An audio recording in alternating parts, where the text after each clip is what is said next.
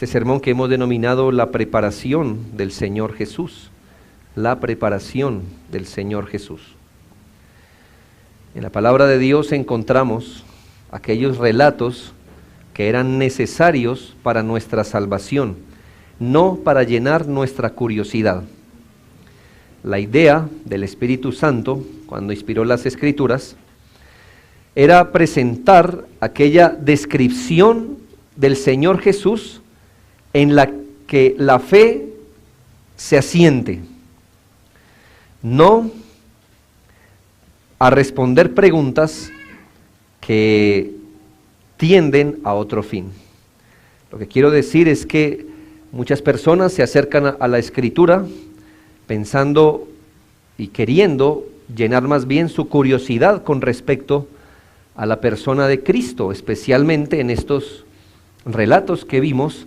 ¿Qué pasó con el Señor Jesucristo entre el pesebre y cuando empieza su ministerio allí en su bautismo? Debemos saber, hermanos, que hay gente muy curiosa, hasta dada a especular acerca de qué fue de la vida del Señor entre ese tiempo, entre el pesebre y según Lucas 3:23, cuando el Señor aparece en escena, algo así como alrededor de los 30 años. La palabra de Dios en este texto nos resume de una forma solemne. Como le digo, no nos va a llenar la curiosidad. Y estamos aprendiendo que tratar de indagar las cosas que no son reveladas también nos conducen al pecado. Pero estos textos nos son dados para que aprendamos de Cristo y dónde es que nuestra fe está fundamentada. Los versículos 40 y 52 nos sirven de resumen de lo que fue la vida del Señor Jesucristo en ese periodo de tiempo. Versículo 40 dice: y el niño crecía y se fortalecía y se llenaba de sabiduría, y la gracia de Dios era sobre él. Si usted mira el versículo 52, es más o menos lo mismo que el versículo 40. Y Jesús crecía en sabiduría y en estatura y en gracia para con Dios y para con los hombres. Estos versículos se corresponden el uno al otro. Sin embargo, al procurar entender cómo es que la Biblia nos da su mensaje, podemos ver aquí, en este texto, de forma general, escúchese bien, de forma general, cuál fue la línea sobre la cual el Señor creció. Es decir, qué caracterizó su infancia, pero también su adolescencia y su juventud. ¿Qué caracterizó? Pero no solo qué caracterizó su vida, sino cuál era el contexto donde él creció. Esto también se nos dice aquí en estos versículos. Es decir, hermanos, nuestro Señor Jesucristo en su humanidad, ya por eso era necesario ver esto de las dos naturalezas de Cristo. Y el Señor Jesucristo en su humanidad no solamente se desarrolló como un ser humano, sino que el contexto donde este ser humano se desarrollaba también jugó un papel importante allí. En esta preparación podemos ver que el Señor vivió siempre una vida justa, una vida sin pecado. El Señor Jesucristo siempre vivió subordinado a la ley de Dios, su Padre. Y cumplió y vivió en todo lo que era completamente necesario para aquel que vendría a ser nuestro representante y sustituto. Piense esto, no solamente vamos a ver allí lo que debería hacer un hijo, sino que ese hijo, el hijo de María, con su padre adoptivo, llamémosle José, lo que él debería hacer y las cosas que él debería hacer para ser nuestro representante y sustituto. Les recuerdo que él vendría a ser el representante del pueblo elegido y el sustituto de ellos, ¿Qué clase de persona debería ser? Y allí en la Escritura vemos qué tipo de persona era la que nosotros necesitábamos para nuestra salvación. Y para que veamos en acción además estas declaraciones, para que no nos quede difícil pensar cómo es esto que el niño crecía, se fortalecía, qué era, qué es eso. Pues la Biblia misma nos da un ejemplo de un evento que pasó cuando el Señor Jesucristo tenía 12 años. Así que nos da la declaración general, como en palabras, y luego nos provee el ejemplo para que podamos ver más o menos, vuelvo y le digo, no para alimentar la curiosidad, sino para que veamos, como dice el dicho, para la muestra, un botón. Para la muestra de qué es eso, de que él crecía en estatura, en gracia, en sabiduría. Para la muestra, allí está un evento que pasó cuando el Señor Jesucristo tenía 12 años. Así que vamos a ver primero la estructura o el contexto de su preparación. Es decir, en qué contexto, en qué estructura el Señor Jesucristo creció y se fortaleció. También vamos a ver las características singulares de su preparación. ¿Qué características singulares o particulares tenía él? Y finalmente, el ejemplo que la Biblia nos provee de su preparación. Así que lo primero, miremos la estructura o contexto de su preparación. Le quiero recordar algo, que cuando el Señor Jesucristo nació, según lo que leímos en Lucas, a los 8 días fue llevado al templo a ser circuncidado. Y aunque pareciera que pasó enseguida, el relato bíblico no nos permitiría pensar que enseguida José y María fueron al templo a llevar un par de tórtolas. La verdad es que según la ley, esas dos cosas tenían que pasar una después de otra. Cuando la mujer tenía un hijo varón, el rito de purificación se daba casi un mes después, y si era mujer la que había concebido, es decir, si era mujer la hija, debía pasar 2 meses para que ella se acercara al templo. De manera que primero vemos el asunto de la circuncisión de Cristo, y después vemos el rito de la purificación de María. Claro, parece que en el texto una cosa pasó enseguida de otra, pero no debió pasar así. ¿Cuál es mi punto? Que empezamos a mirar, hermanos, qué tipo de familia tenía nuestro Señor Jesucristo. ¿Qué tipo de personas Dios eligió para encargarle el cuidado de nuestro Señor Jesucristo? Vemos entonces en el versículo 21, cumplidos los 8 días para circuncidar al niño. Eso pasó una vez. Y el versículo 22 dice, y cuando se cumplieron los días de la purificación. Así que estamos hablando de otro evento. En el versículo 39 miramos otra declaración. Después de haber cumplido con todo lo prescrito en la ley del Señor, volvieron a Galilea. ¿Qué dice la palabra de Dios? Que esta familia era obviamente una familia obediente al Señor y cumplidora de la ley. Y como si esto no fuera ya suficiente para enseñarnos en qué contexto, en el seno de qué familia el Señor creció, nos dice el versículo 41, iban sus padres todos los años a Jerusalén en la fiesta de la Pascua. Yo creo que son suficientes pruebas para mostrarnos en qué tipo de familia el Señor creció.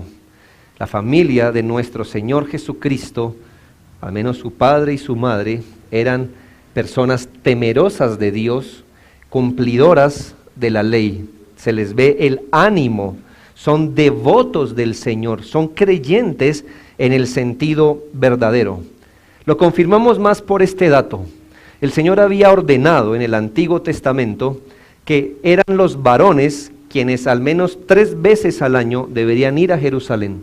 Si usted era judío y no vivía en Jerusalén, tenía que apartar 3 momentos al año para ir a Jerusalén. Pero no era una orden para las mujeres. Pero ¿qué dice la Biblia? Versículo 41. Iban sus padres todos los años a Jerusalén en la fiesta de la Pascua. ¿Qué nos dice esto? Vemos que José era un hombre obediente, yendo a la fiesta de la Pascua, como era escrito para los hombres, y aunque la Biblia no decía que las mujeres deberían ir, tampoco lo prohibía. ¿Y qué ves haciendo a María? También yendo. ¿Qué le muestra esto del carácter de José? ¿Y qué le muestra esto del carácter de María? Que eran inclinados, hermano, a las cosas de Dios. Además podemos ver también por el relato de lo que ocurre cuando el Señor Jesucristo tenía 12 años, que los padres eran responsables y preocupados por el bienestar de su hijo. Cuando se dan cuenta que el hijo no está con ellos, ¿qué hacen? Se devuelven a preguntar y hacen todo este ejercicio. 3 días duran, ¿me hago entender? Buscándolo. Y cuando van delante del Señor, dice: ¿por qué nos has hecho esto? He aquí tu padre y yo te hemos buscado con angustia. ¿Nota? Eso es bueno saberlo hoy cuando hay padres modernos que delegan la crianza de sus hijos y sus hijos no les son un motivo de preocupación. No estoy hablando de casos aislados, casos necesarios. Estoy viendo que usted y yo vivimos en una época donde hemos tenido que ser testigos de niños criándose solos, de niños botados a la basura, de muchachos que si llegan o no a casa, sus padres ya no los extrañan. Y no hablo cuando el hijo es rebelde, hablo cuando los hijos son literalmente abandonados. Cristo no creció en una familia así. Sus padres se preocupaban por él. Era un hijo amado en su hogar. Ellos se preocupan por él, pero no solo se preocupan por su vida física. ¿Qué ves que hicieron estos padres con su hijo adolescente? Vamos para Jerusalén. Es un día de camino, sí está bien, pero vamos a Jerusalén. No puedes elegir tu propia religión. Nosotros somos lo suficientemente maduros y conocedores de Dios para saber qué es lo mejor para ti, hijo. No estábamos en el tiempo del libre desarrollo de la personalidad y que el niño hay que respetarle sus convicciones a los 2 años porque ya sabes, él ya tiene su personalidad, etcétera. No, hermanos, sus padres sabían que era lo mejor para el Señor. Aun cuando él era el Señor, lo llevaron, lo expusieron, hermanos, a los medios que el Señor ha dado para conocerle más y conocer su voluntad. Ves al niño allí, celebrando también la Pascua. Así que el Señor fue amado por sus padres, por padres piadosos, no perfectos, pero piadosos, por padres dedicados al Señor. Al Señor Jesucristo no le tocó lidiar con este gran problema, ver lo que decía la Escritura y ver otra cosa distinta en sus padres. Esta es la familia que Dios, Padre, eligió para su amado Hijo. Podemos también darnos luz con respecto al contexto en el que creció el Redentor al ver a sus padres expectantes de la vida de su Hijo. No era cualquier cuadro familiar. Les recuerdo que ellos ya sabían que estaban criando al Mesías, al Hijo de Dios. Así que el versículo 51 nos dice algo importante. Y descendió con ellos y volvió a Nazaret, está hablando del Señor Jesucristo, y estaba sujeto a ellos, y su madre guardaba todas estas cosas en su corazón. No era fácil, imagine usted, estar criando al Mesías prometido, al Dios hecho carne, de forma que habían muchas cosas que el niño hacía que ellos no entendían, y que había cosas como lo normal: hijo, hemos estado preocupados por ti. Sí, pero ¿no sabían que yo debería estar aquí en los negocios de mi padre? ¿Qué significa eso? Quisiera entender más qué es esto. Y cuando dice la Biblia que María guardó estas cosas en su corazón, no es que las archivó, es decir, las pasó adentro y nunca más volvió sobre ellas. Quiere decir que ella hizo de esto un asunto de su meditación. Imagina ahora verle a su hijo y estar viéndole y decir, ¿tendrá esto que ver con lo que me dijo? ¿Qué nos esperará más? Piensa esto. Así el Señor nos muestra cuál era el contexto de estos padres piadosos.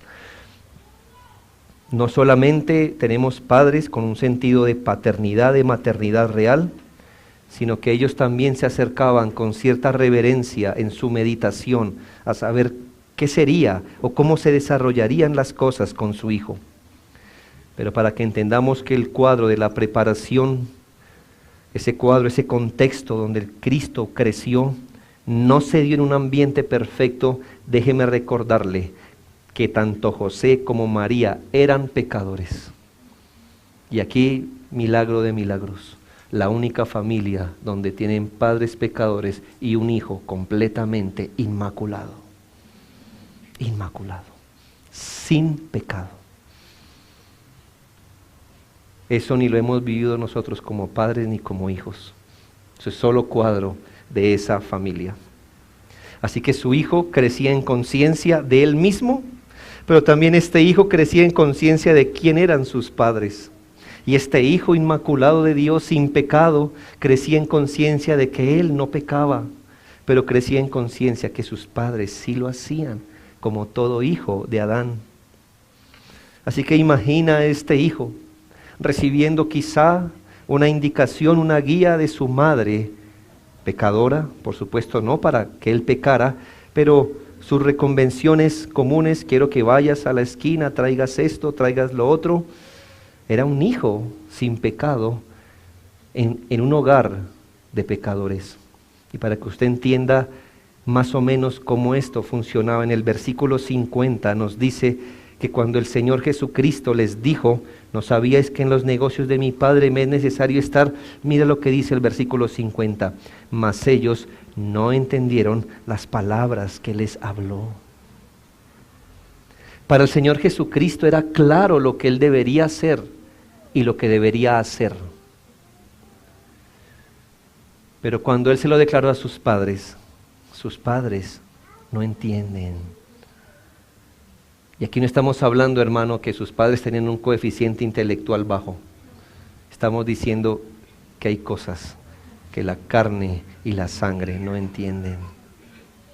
Porque las cosas del Espíritu solo se pueden discernir espiritualmente. Y ahí tú ves que cuando el Señor Jesucristo crece en el hogar de una familia piadosa, pero igual con pecado, son estas cosas las que Él debió empezar a entender.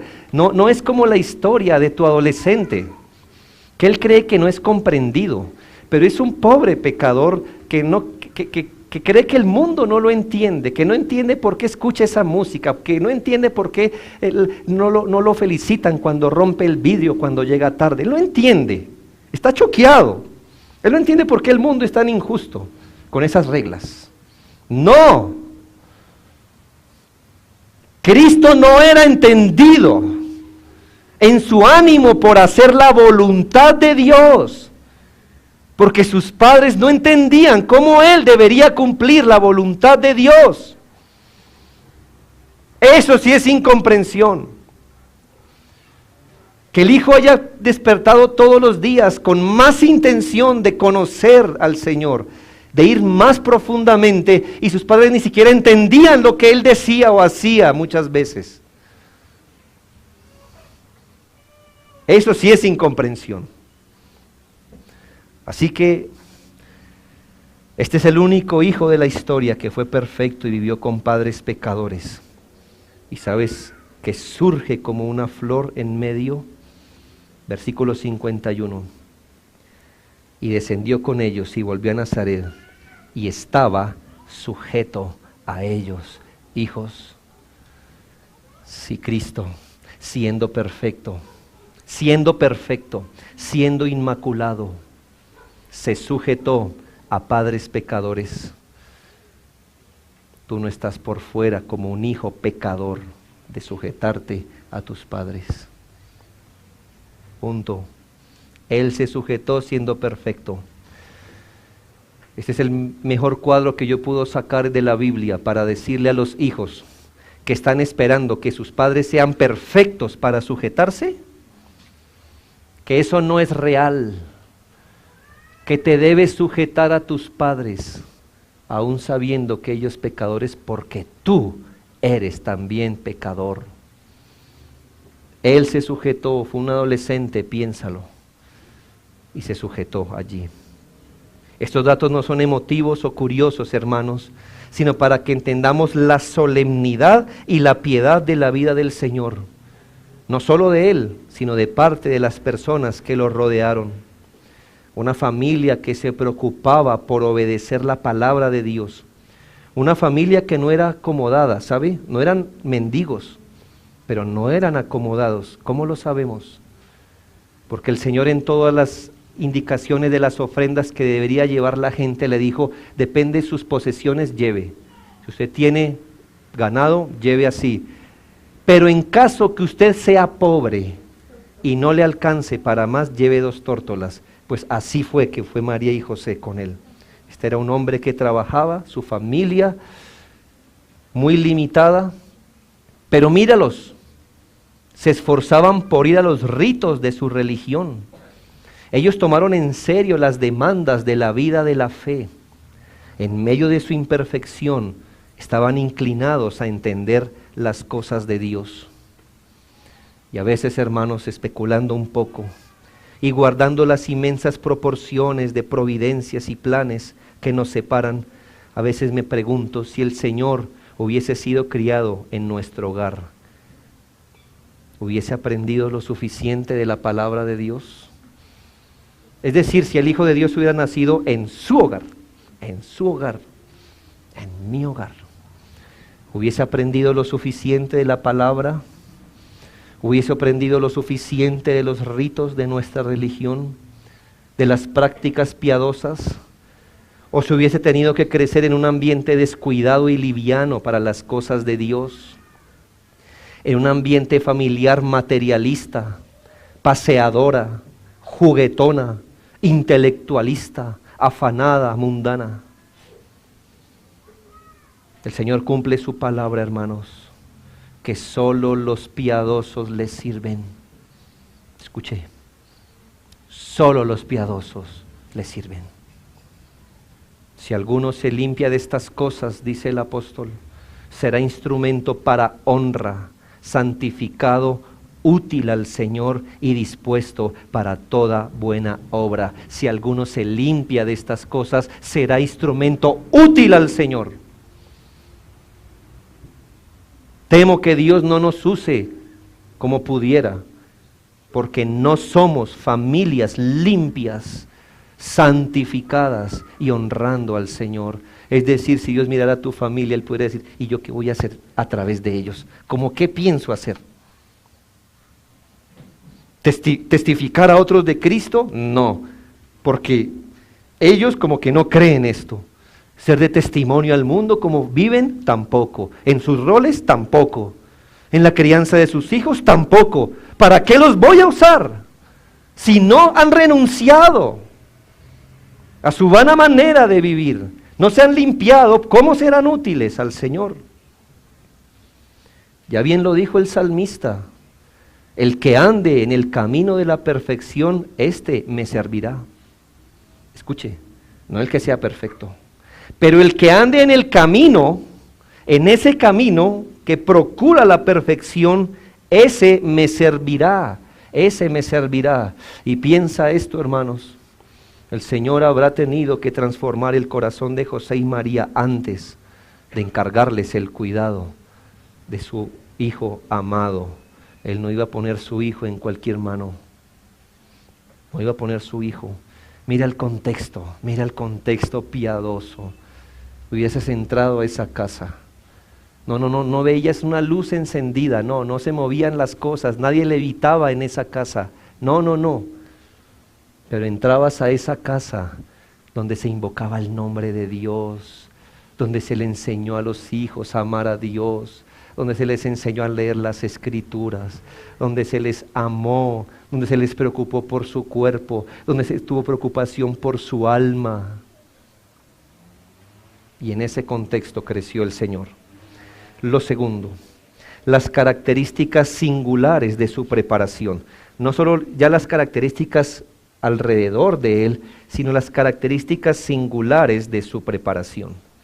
Así que aquí me tomé la libertad de unir los versículos 40 y los versículos 52 y como sacar un resumen de 5 características de la vida del Señor en su infancia.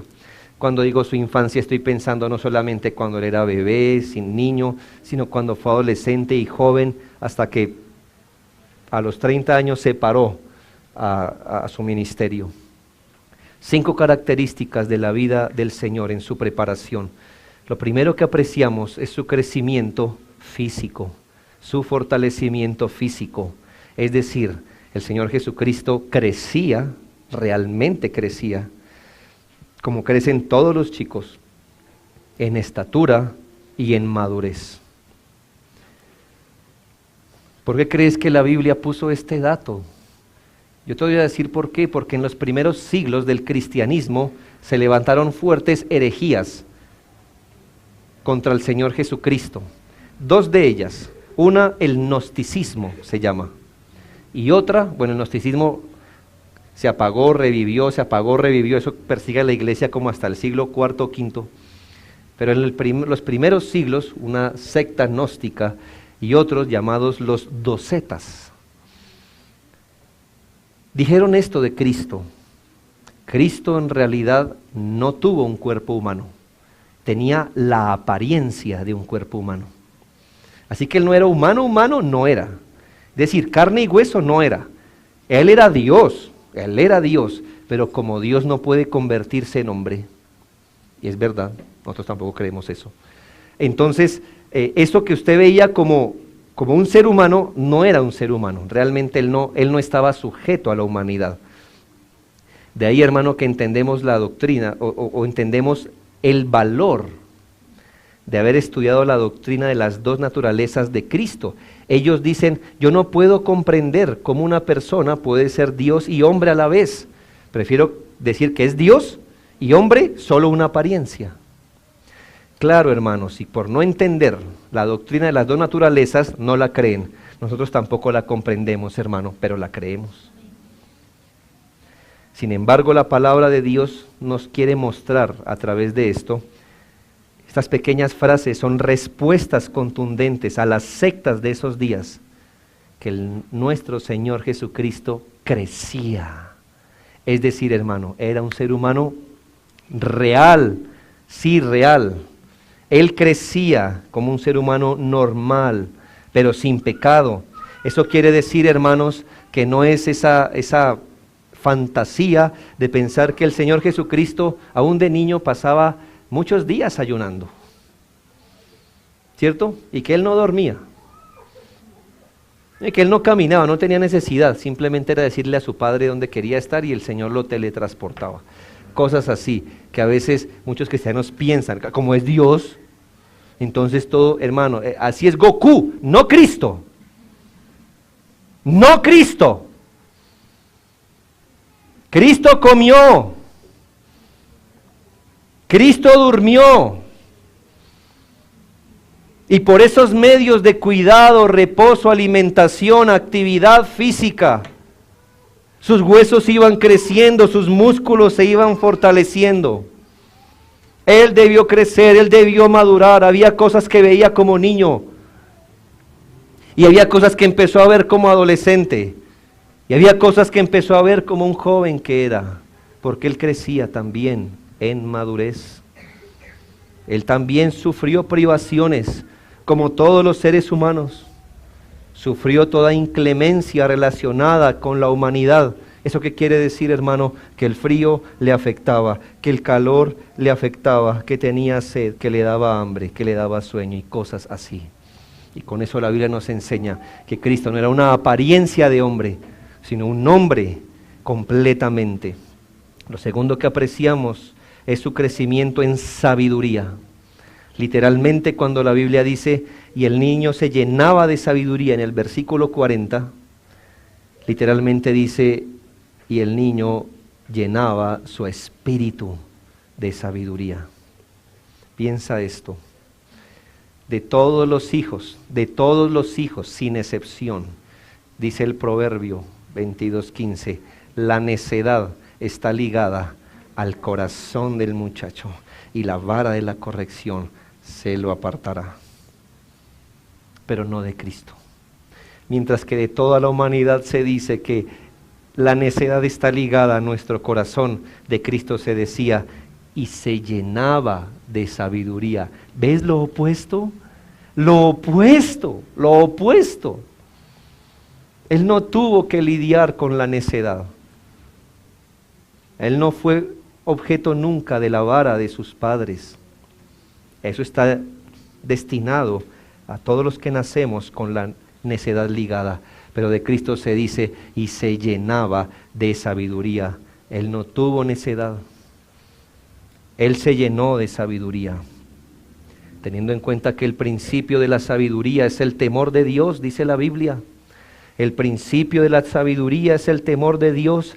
Entonces, ¿qué puedes entender de Cristo? Que si Él se llenó de sabiduría es porque se iba llenando cada vez más del temor de Dios.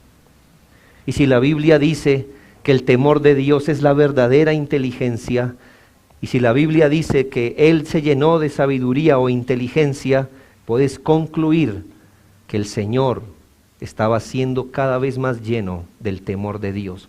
Eso quiere decir algo, hermano, que Él debió empezar a conocer la palabra de Dios. Él no llegó a este mundo recitando por puro instinto la ley de Dios. Eso quiere decir que su papá, que su mamá lo debieron tomar a Él y enseñarle la palabra de Dios.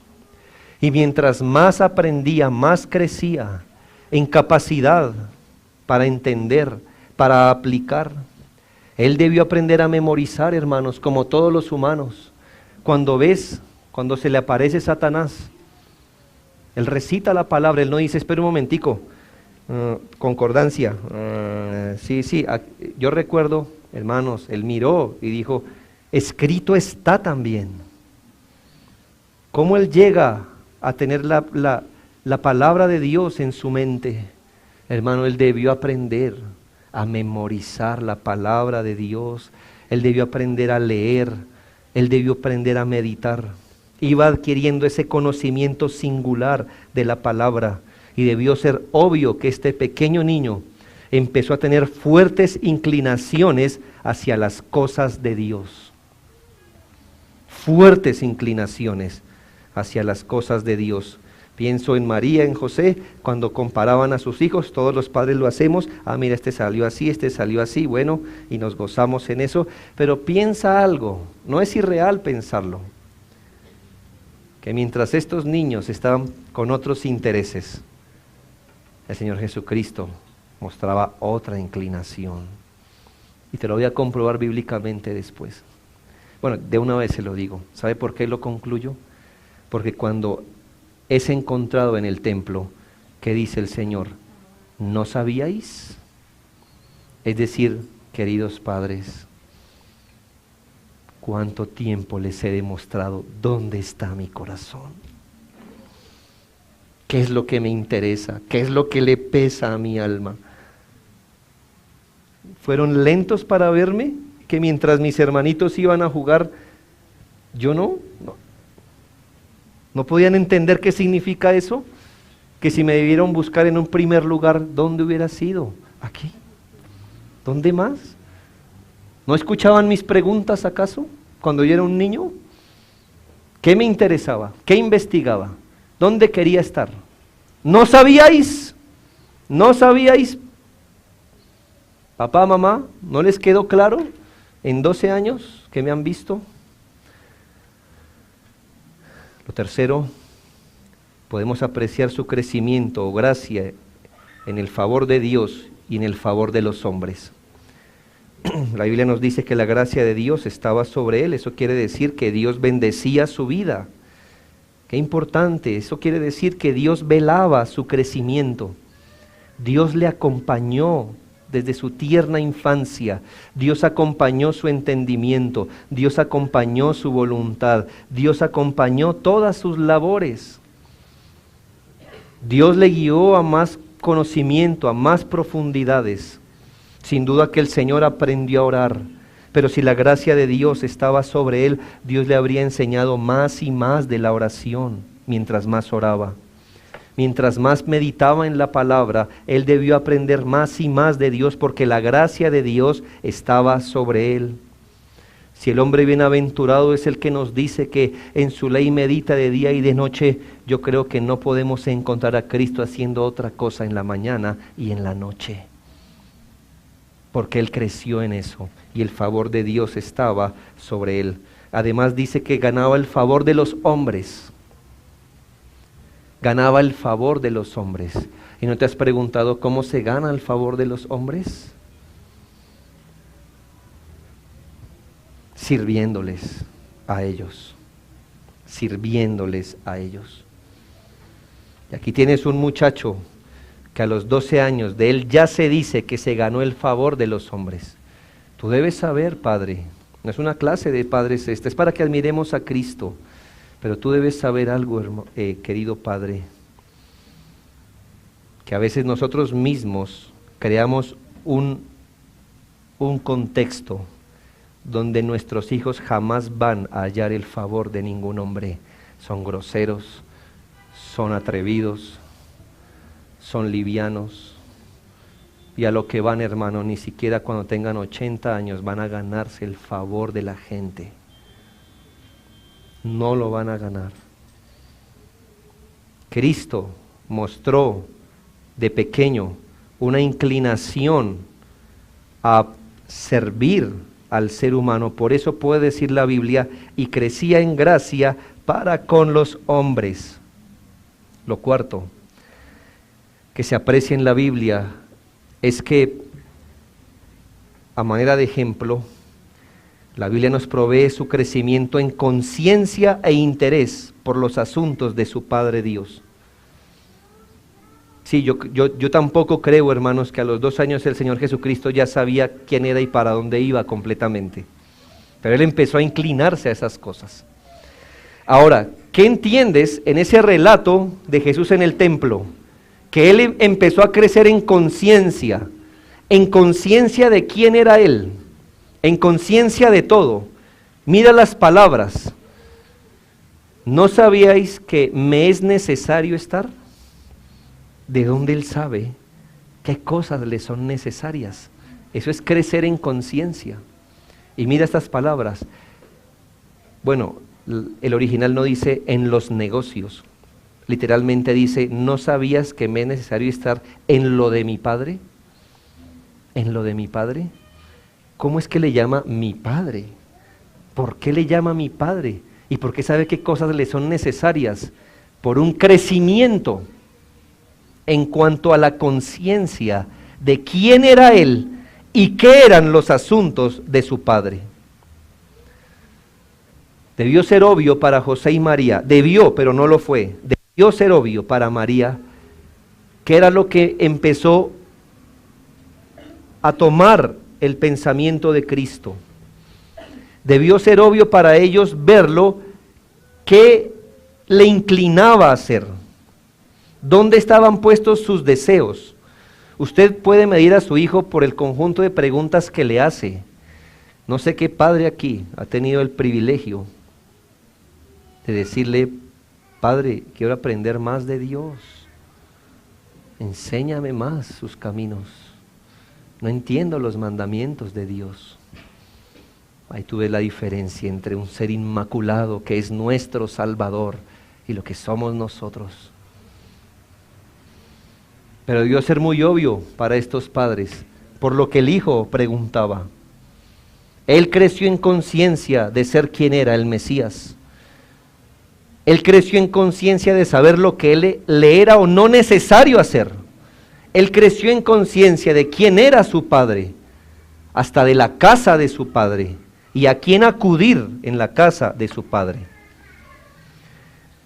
Esto hacía parte de su preparación. Y por último, vemos su sujeción a sus padres.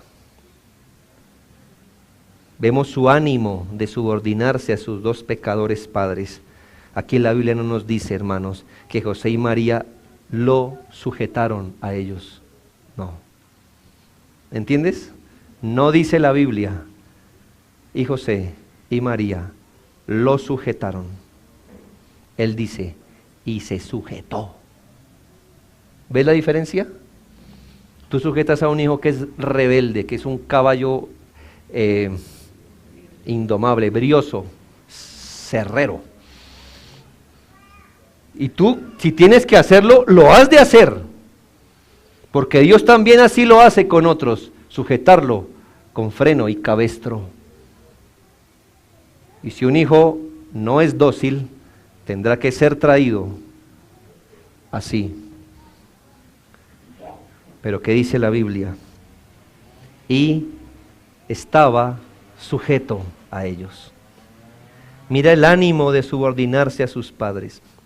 Siendo más que ellos, literalmente, siendo perfecto, contrario a sus padres, también se sometió a sus padres, porque está escrito, honra a tu padre y a tu madre, porque esto es justo. Y él vino a hacer toda justicia. Este es el único hijo que ha amado a sus padres con amor perfecto. Que perfectamente a sus padres, que jamás hizo pilatunas o berrinches. Jesucristo nunca hizo jamás mala cara a sus padres, ni cargó con mala actitud, ni siquiera en su adolescencia. Nunca desafió a sus padres, ni por acción, ni por omisión de sus deberes. Es el único hijo que ha honrado a sus padres de forma perfecta. Imagina las oraciones del niño Jesús por sus imperfectos padres. Él colaboró en casa, ayudó a sus hermanos y todo lo que en general esperaríamos de un hijo obediente sin pecado. Hermanos, cuando dice la Biblia que siendo Dios se humilló a sí mismo, es verdad. Él era más que sus padres y es más que toda la humanidad junta. Y se sujetó a ellos, haciéndose obediente. Mira cómo nuestro Padre preparaba al pastor y obispo de nuestras almas. Mira cómo lo preparaba en el seno de una familia. Él tendría que ser puro, él tendría que ser santo. Y allí en esa corta edad se estaba preparando nuestro representante, nuestro sustituto. Así el Señor perfeccionaba al autor de nuestra salvación. Damos gloria a Cristo por su bendita obediencia. Y tercero, el ejemplo de la naturaleza de su preparación. El ejemplo. Con este ejemplo el Señor nos quiere dar una muestra solamente, una muestra fascinante, para ver que estas cosas que nos dice que el niño crecía y se fortalecía no nos quedarán como diciendo, ¿y esto cómo fue? Nos provee un ejemplo. Debemos saber que Lucas por algún motivo omitió un gran relato que Mateo sí pone, y es que cuando la familia está en Belén, ya sea que hayan ido a Nazaret y vuelto a Belén, pero lo más probable es que no se hayan ido de Belén hasta que llegaron los magos del Oriente. Eso no está allí. Y tampoco está escrito, en Lucas al menos, que después que llegan los magos del Oriente, la orden para José fue, vaya a Egipto mientras muere quien quiere matar al niño y luego vuelva. Así que esos no son pequeños relatos, pero esos relatos no los toca Lucas. A Lucas simplemente nos muestra su nacimiento y luego su ida a Nazaret, con ese gran paréntesis. Mi punto es, hermanos, que llegado el tiempo de la Pascua, aproximadamente cerca de la edad que un niño era recibido como hombre en las prácticas formales de la religión judía. Escucha bien, en un tiempo cuando los niños eran recibidos como hombres en la religión judía, más o menos los 13 años. Mira cómo la edad de adultez se viene estirando, ¿no crees? Hoy un niño de 30 años, todavía nada, ¿verdad? Nada.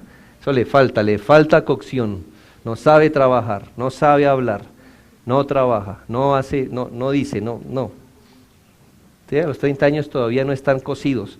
A los 13 años un niño judío es recibido como hombre en las cosas de Dios. Así que yo creo que su familia estaba preparando a nuestro Señor Jesucristo para su encuentro formalmente en la práctica de la religión. Ese rito hoy se celebra por los judíos. Se llama el Bar Mitzvah, hijo de la ley. Hoy eres hijo de la ley, te conviertes en hijo de la ley. Así que ellos no es mostrar la cédula. Cuando eres recibido como hijo de la ley, eres grande ahora. El Señor tenía 12 años, más o menos estamos en la época en la que un niño judío va. No estoy diciendo que esa práctica se debe hacer, ¿no? Estoy dando claridad de que esa es la costumbre judía. Es llevado a Jerusalén a celebrar la Pascua. De regreso a Nazaret, a su tierra, se hacían grandes caravanas. Yo creo que usted ha caminado en una caravana, ¿verdad? Cuando como iglesia vamos, camina allá.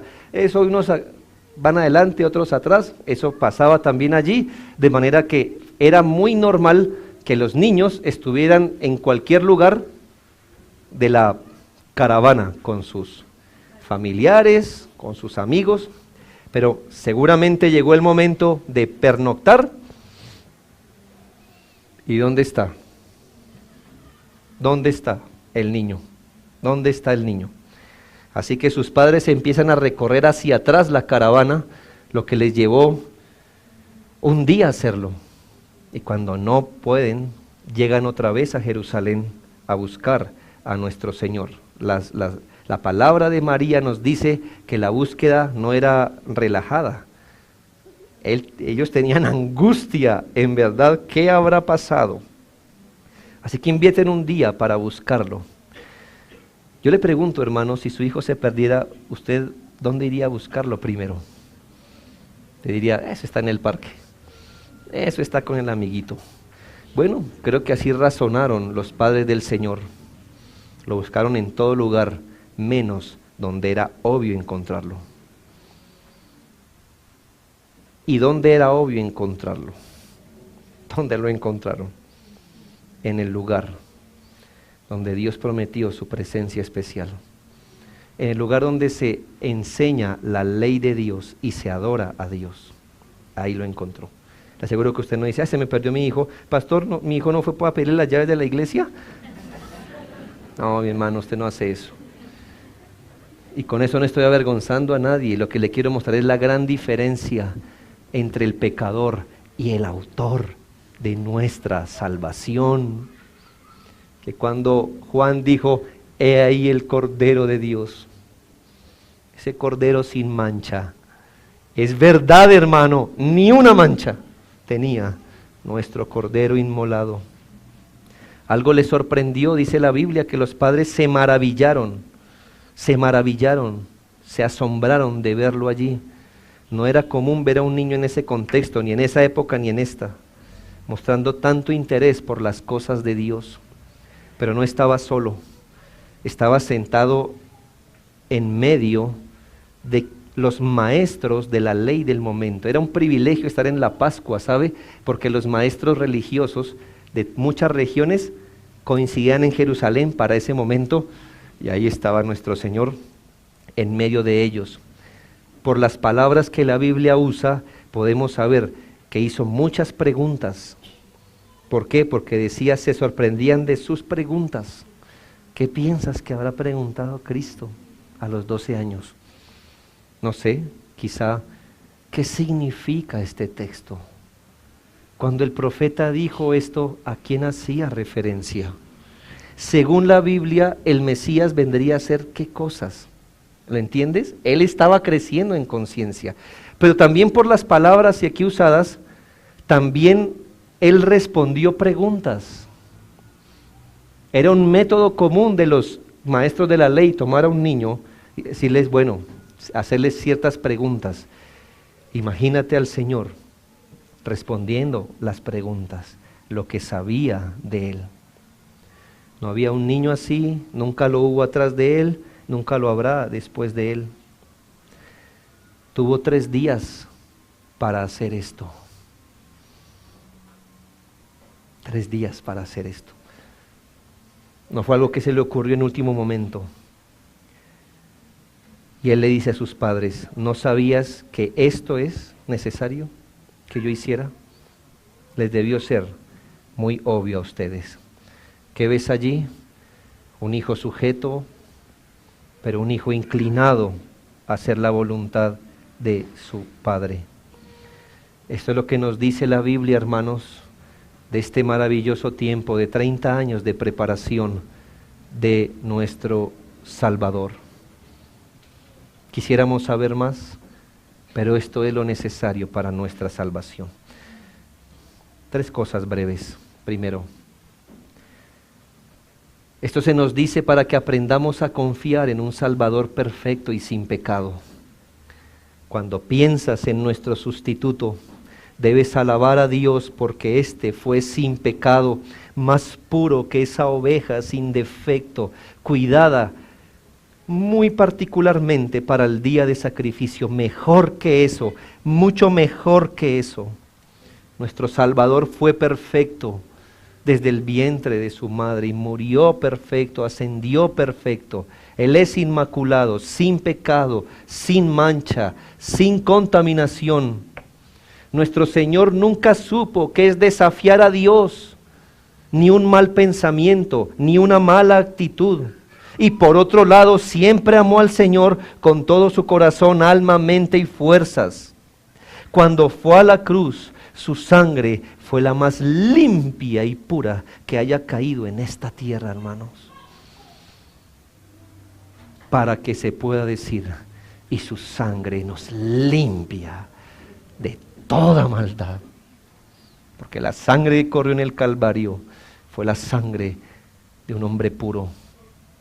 Así que la fe no se pone sobre cualquier individuo, hermano, sino sobre el perfecto Cordero sin mancha. Eso es la garantía de nuestra salvación, que el justo haya sido puesto por los injustos para llevarlos a Dios. Literalmente el justo por literalmente los injustos. No hay nombre mayor que le quepa a Cristo que el justo, como no hay otro nombre mejor que nos quepa a nosotros, los injustos, para llevarnos a Dios. Segundo, esto también se nos dice para que consideremos afectuosamente el valor de la representatividad. Si la justificación trata de la obra de Dios atribuyendo la justicia de Cristo a la vida de su pueblo, ¿qué justicia es la que se puso sobre nosotros? Piensa esto. ¿Qué clase de justicia fue la que se puso sobre nosotros? Una justicia perfecta. Cuando un hombre llega a Cristo, un adolescente llega a Cristo, un joven llega a Cristo, entre otras cosas que debe arrepentirse es, Padre, aún mi niñez la supe vivir sin ti. Ah, Señor, ni siquiera me acuerdo, pero seguro me la pasé jugando cuando era pequeño. Cualquier momento que tenía lo buscaba para satisfacer mis anhelos de jugar, de divertirme, para mi paladar, hice berrinches, cosas así. Pero cuando una persona así viene al Salvador, se le pone en su cuenta la justicia perfecta de Cristo. Y Dios lo mira como si, no que lo haya sido, como si hubiese sido un niño obediente, un adolescente dispuesto, porque creyó en Cristo, el Señor. Su justicia debe cubrir hasta su niñez descuidada y liviana. Mira el valor de la representatividad. Consideramos afectuosamente que Cristo vivió y murió como un representante santo, no por Él, por nosotros. Su vida sin pecado es la garantía de nuestra aceptación a Dios. Y por último, esto se nos dice para que nos identifiquemos, hermanos, con las inclinaciones que marcaron la vida del Salvador aún desde la infancia. Nosotros tenemos más que 12 años y muchos de nosotros ya hemos pasado más de 12 años en Cristo. Y todavía no tenemos las inclinaciones que marcaron la vida de Cristo a los 12 años. Ni siquiera, siendo cristianos ya y siendo hombres maduros. Esto se nos dice para que nos identifiquemos con esas inclinaciones que marcaron la vida de Cristo, porque dijo el Señor, el que dice que permanece en Él, debe andar como Él anduvo. Anhelemos más de esa obediencia, de esa vida piadosa que mostró nuestro bendito Salvador Jesucristo. Oremos.